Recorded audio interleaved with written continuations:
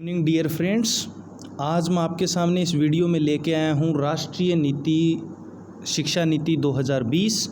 आपको पता है बच्चों, लास्ट में राष्ट्रीय शिक्षा नीति 1986 में भारत सरकार ने घोषित की थी। उसके बाद 34 साल बाद 29 जुलाई 2020 को नई राष्ट्रीय शिक्षा नीति 2020 को कैबिनेट ने अप्रूवल दे दिया है, जो कि आपकी इस सेशन से स्टार्ट हो जाएगी।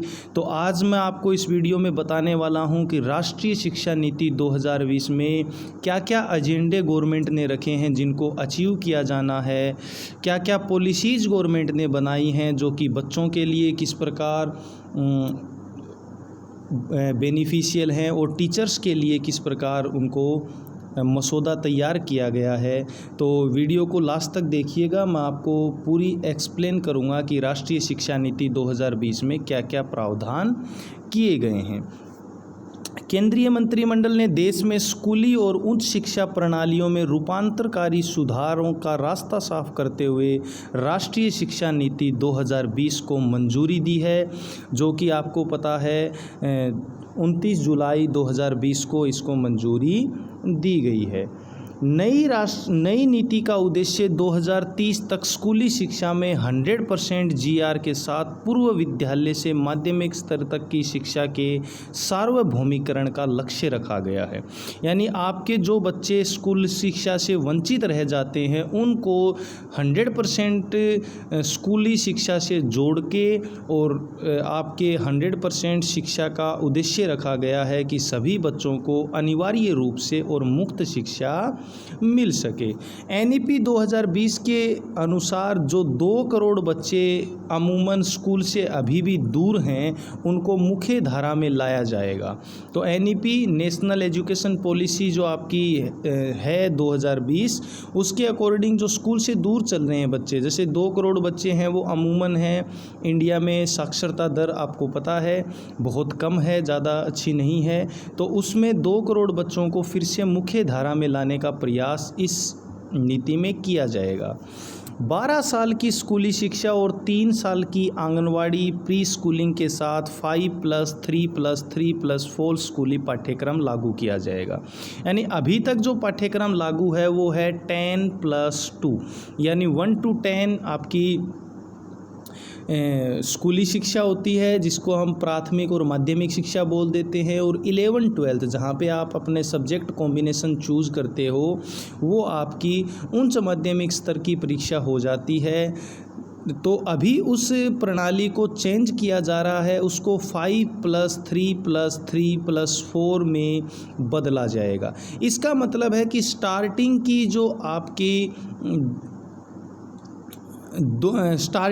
आपकी 5 साल होंगी वो आंगनवाड़ी और प्री स्कूलिंग की होंगी, जिसमें आपके 3 साल आंगनवाड़ी की होंगी, जिसमें बच्चे को स्टार्टिंग आप कह सकते हो कि प्री प्राइमरी की शिक्षा दी जाएगी, और 2 साल आपकी स्कूली होगी जिसमें फर्स्ट और सेकंड क्लास को शामिल किया गया है।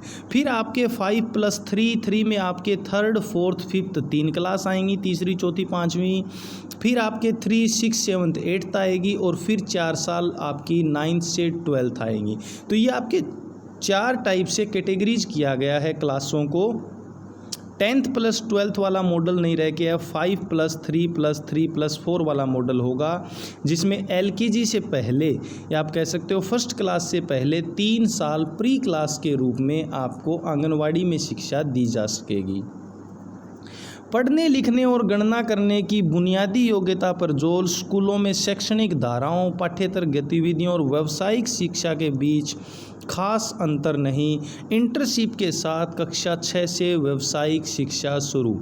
देखिए, जो मेन टारगेट एनईपी का है, जब हम इसका पूरा निचोड़ निकालते हैं, रिजल्ट निकालते हैं, तो हमें एक बात पता चलती है कि एनईपी 2020 में व्यावसायिक शिक्षा पे बहुत ज़्यादा जोर दिया गया है।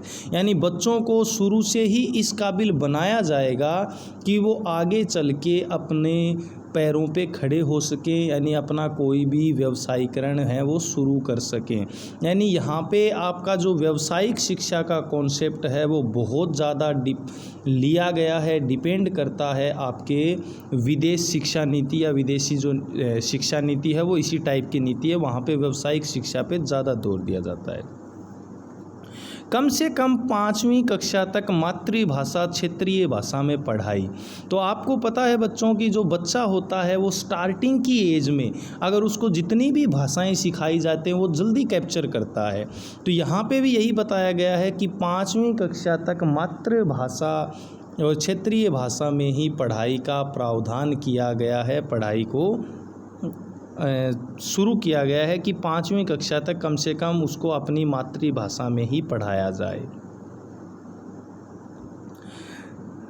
समग्र विकास कार्ड के साथ मूल्यांकन प्रक्रिया में पूरी तरह सुधार, सीखने की प्रक्रिया में छात्रों की प्रगति पर पूरी नज़र रखना। यानी मूल्यांकन की जो प्रक्रिया है, बोर्ड है वो 10th क्लास में हटा दिया जाएगा। नई शिक्षा नीति के अनुसार बोर्ड है वो केवल 12th क्लास में रहेगा।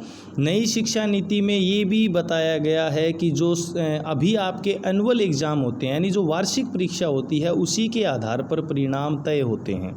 लेकिन नई शिक्षा नीति में आपके सेमेस्टर प्रणाली लागू की जाएगी, जो कि बहुत से जगह पे इंडिया में आज भी है। उसके अनुसार क्या होगा कि आपकी साल में 2 बार परीक्षाएं ली जाएंगी और दोनों के जोड़ के बेस पे आपका रिजल्ट है वो तैयार किया जाएगा।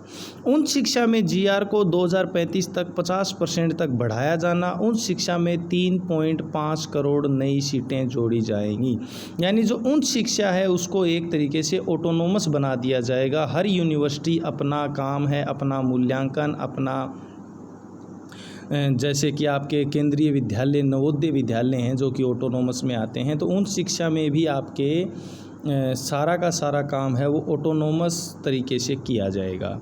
उच्च शिक्षा पाठ्यक्रमों में विषयों की विविधता होगी। सबसे मुख्य पॉइंट, जो आप अभी तक सब्जेक्ट चूज करते हो, जैसे आपने मैथ साइंस लिया तो उसके साथ आप आर्ट के सब्जेक्ट नहीं पढ़ पाओगे, तो इस शिक्षा नीति में कुछ इस टाइप का प्रावधान किया जाएगा। सब्जेक्ट कॉम्बिनेशन इस टाइप से दिए जाएंगे कि साइंस के साथ अगर आपको किसी एक आर्ट विषय में रुचि है तो आप उस विषय का चुनाव भी कर सकते हो।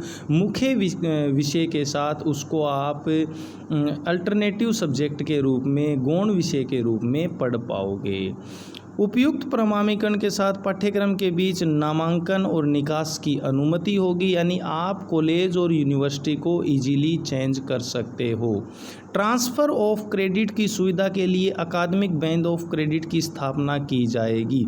यानी ट्रांसफ़र पॉलिसी है उसको बिल्कुल ट्रांसपेरेंट बनाया जाएगा। टीचरों के ट्रांसफ़र एक तरीके से बंद कर दिए जाएंगे। पदोन्नति के आधार पर ही ज़्यादातर ट्रांसफ़र किए जाएंगे। ठोस अनुसंधान संस्कृति को बढ़ावा देने के लिए राष्ट्रीय अनुसंधान फाउंडेशन की स्थापना की जाएगी। यानी यहाँ पे रिसर्च के लिए इस शिक्षा नीति 2020 में स्पेशल ध्यान दिया गया है। इसमें साफ बताया गया है कि आप जो रिसर्च है उसको ज़्यादा से ज़्यादा कैसे बढ़ावा दिया जाए। इसके लिए एक नेशनल स्तर पे राष्ट्रीय अनुसंधान फाउंडेशन की स्थापना करने का भी लक्ष्य रखा गया है। उच्च शिक्षा के आसान मगर सख्त विनिमय विभिन्न कार्यों के लिए 4 अलग अलग कामों पर एक नियामक होगा। यानी उच्च शिक्षा में जितनी भी पॉलिसीज़ हैं सबको कंट्रोल करके एक ही धारा में लाया जाएगा। सभी पूरे देश में उच्च शिक्षा पे एक समान रूल्स हैं वो लागू किए जाएंगे। महाविद्यालयों को 15 वर्षों में चरणबद्ध स्वायत्तता के साथ संबद्धता प्रणाली पूरी की जाएगी। ये मैं आपको पहले ही बता जा चुका हूँ कि जितनी भी यूनिवर्सिटीज़ हैं, जितने भी महाविद्यालय हैं, सबको स्वायत्तता प्रदान कर दी जाएगी। वो अपने कोर्सेज, अपनी डिग्री, अपनी फीस स्ट्रक्चर खुद निर्धारित कर सकेंगे। NEP 2020 में ज़रूरत के हिसाब से प्रौद्योगिकी के उपयोग पर जोर, राष्ट्रीय शिक्षा प्रौद्योगिकी मंच की स्थापना की जाएगी। तो व्यावसायिक शिक्षा की बात यहाँ पे भी आ रही है। प्रौद्योगिकी मंच की स्थापना की जाएगी, व्यावसायिक शिक्षा पे जोर दिया जाएगा। NEP 2020 में जेंडर इक्विलिब्रियम फंड और वंचित इलाकों तथा समूहों के लिए विशेष शिक्षा क्षेत्र की स्थापना पर जोर।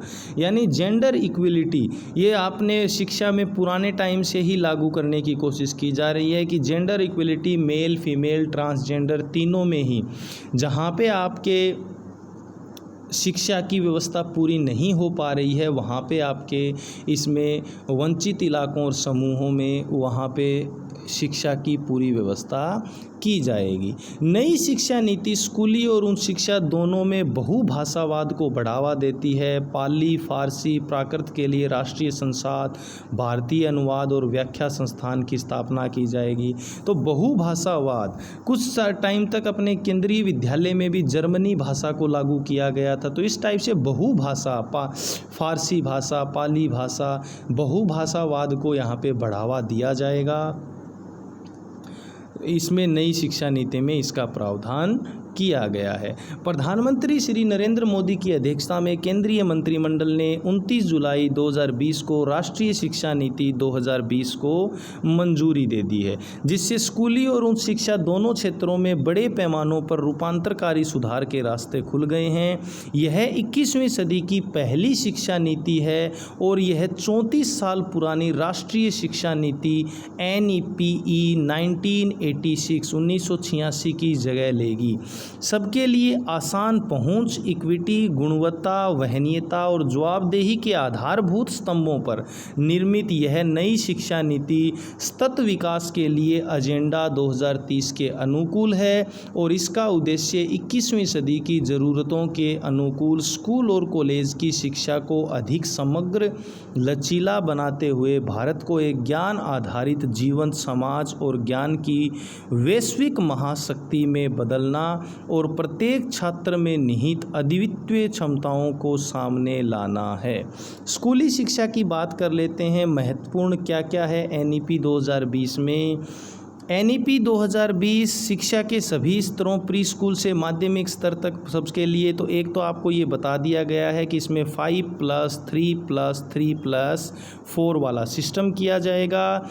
व्यावसायिक शिक्षा पे जोर दिया जाएगा। कक्षा 10 में बोर्ड को हटाया जाएगा और कक्षा 12 में आपके जो सब्जेक्ट, कक्षा 11 में आप जो सब्जेक्ट कॉम्बिनेशन लेते हो उसमें आपको वेरियस कॉम्बिनेशन और दिए जाएंगे। नए पाठ्यक्रम और शैक्षणिक संरचना के साथ प्रारंभिक बचपन की देखभाल और शिक्षा। तो शुरू के जो 3 साल हैं वो आंगनवाड़ी में आप LKG से पहले जो आपको केवल खेल खेल में शिक्षा दी जाएगी। NCERT 8 वर्ष की आयु तक के बच्चों के लिए प्रारंभिक बचपन देखभाल और शिक्षा यानी एक नए तरीके का पाठ्यक्रम लाया जाएगा, जिसमें आपका बस्ते का जो बोझ है, बैग का जो बोझ है वो बिल्कुल कम हो जाएगा। बच्चे खेल खेल में शिक्षा लेंगे। मूल्यांकन की पद्धति है वो बिल्कुल सुगम हो जाएगी। बुनियादी साक्षरता और संख्यात्मक ज्ञान को बढ़ावा दिया जाएगा। स्कूल के पाठ्यक्रम और अध्यापन कला में सुधार किया जाएगा और बहुभाषावाद को बढ़ावा दिया जाएगा। ठीक है। इसके अलावा NEP 2020 है वो यह सुनिश्चित करती है कि कोई भी बच्चा किसी भी जेंडर का हो और जो आपके 12th क्लास तक मुफ्त शिक्षा उसको मिलनी चाहिए। ये इसमें बताया गया है। शिक्षकों के लिए इसमें ये बताया गया है कि अब जो भी शिक्षक भर्ती होगी उसके लिए टेट का जो एग्ज़ाम होता है, चाहे वो प्राथमिक शिक्षक भर्ती हो, माध्यमिक शिक्षक भर्ती हो या उच्च माध्यमिक शिक्षक भर्ती हो, सभी के लिए टेट को अनिवार्य कर दिया जाएगा। और यह टेट आपके गवर्नमेंट स्कूलों में भी नहीं, प्राइवेट स्कूलों में भी अगर कोई टीचर अपॉइंट किया जाता है तो उसके लिए भी टेट अनिवार्य होगा। इसके अलावा टीचरों के लिए इंटरव्यू की भी इसमें भरपूर आप कह सकते हो कि ये कहा गया है कि प्राइमरी के शिक्षक से लेके उच्च शिक्षा के प्रोफेसर तक सभी में इंटरव्यू का प्रावधान किया गया है, डेमोन्स्ट्रेशन का प्रावधान किया गया है। इसके अलावा स्कूली शिक्षा में आपको स्टेट स्कूल स्टैंडर्ड्स अथॉरिटी का निर्धारण किया जाएगा, जिससे कि सभी राज्यों में एक समान स्तर पे राष्ट्रीय शिक्षा नीति 2020 को लागू किया जा सके। उच्च शिक्षा की बात हम पहले ही कर चुके हैं कि उच्च शिक्षा में क्या क्या चीज़ें चाहिए। अध्यापक को कम से कम 4 वर्षीय BA डिग्री की योग्यता 2030 तक शिक्षण के लिए ज़रूरी कर दी जाएगी। और जो अध्यापक TET पास नहीं करेगा उसको गवर्नमेंट नहीं प्राइवेट में भी आप कह सकते हो कि जॉब नहीं मिल पाएगी। दूरस्थ शिक्षा को बढ़ावा दिया जाएगा। कुछ ऐसे संस्थान हैं इग्नू वगैरह जो कि 12वीं के बाद दूरस्थ शिक्षा करवाते हैं, तो उन संस्थानों को बढ़ावा दिया जाएगा। ऑनलाइन शिक्षा जो अभी चल रही है कोरोना के कारण, उस टाइप की शिक्षा में भी बढ़ावा दिया जाएगा। भारतीय भाषाओं को बढ़ावा, भारतीय भाषा जितनी भी हैं उनको भी बढ़ावा दिया जाएगा। और एक मैंने आपको बता ही दिया है, पहले हम पॉइंट कर चुके हैं कि 5वीं क्लास तक अपनी क्षेत्रीय भाषा को ही पढ़ाने का प्रावधान नई शिक्षा नीति 2020 में किया गया है। प्रौढ़ शिक्षा को 100% तक करने का लक्ष्य 2030 तक रखा गया है। वित्त पोषण शिक्षा यानी शिक्षा पहले की तरह ये नहीं कि आपको केवल और केवल इस टाइप की शिक्षा दी जाएगी कि आप पढ़ के नौकरी लगें। आपको व्यावसायीकरण शिक्षा है वो ज़्यादा दी जाएगी, जिसमें आपका जो बजट है उसको बढ़ाया जाएगा। और व्यावसायीकरण शिक्षा की शुरुआत 6th क्लास से ही की जाएगी। इसमें आपको बताया गया है कि कौन कौन आपके शिक्षा नीति 2020 में शामिल था। तो इसमें आपके अध्यक्षता है वो स्वर्गीय TS सुब्रमण्यम ने की थी, जो पूर्व कैबिनेट सचिव थे। इसके अलावा पद्म विभूषण डॉक्टर K कस्तूरीरंगन की अध्यक्षता में राष्ट्रीय शिक्षा नीति 2020 को तैयार किया गया है। सभी राज्यों से सुझाव लिए गए हैं। तो आशा है राष्ट्रीय शिक्षा नीति 2020 भारत को शिक्षा के अग्रिम पथ पे ले जाएगी और नए द्वार खोलेगी बच्चों के लिए भारत में शिक्षा के लिए। और ये सारी जो बातें हैं वो धरातल पर जल्दी ही लागू हों, ऐसी हमारी कामना है। तो राष्ट्रीय शिक्षा नीति के बारे में अगर आपको कोई भी डाउट हो तो आप कमेंट बॉक्स में लिख के मुझसे क्लियर कर सकते हैं। इस वीडियो में इतना ही। धन्यवाद। आपका दिन शुभ हो।